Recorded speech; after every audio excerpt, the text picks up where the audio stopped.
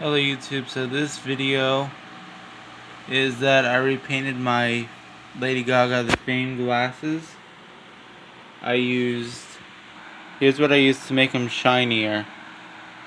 I used Apple Barrel 20404E black matte acrylic paint.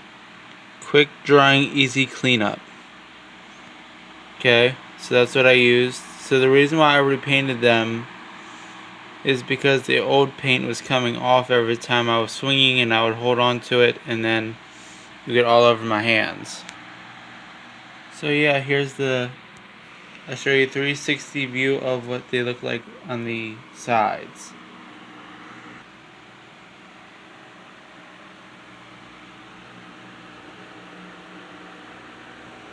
So as you can see, here's the other one. Here's the other side.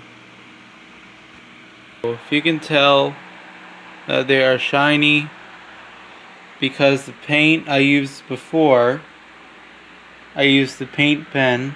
If you've seen my old channel that I have not posted in a while on, that was what I used underneath all this paint.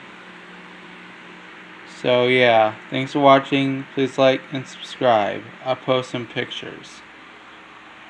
Peace. Show you 360 again before I sign out.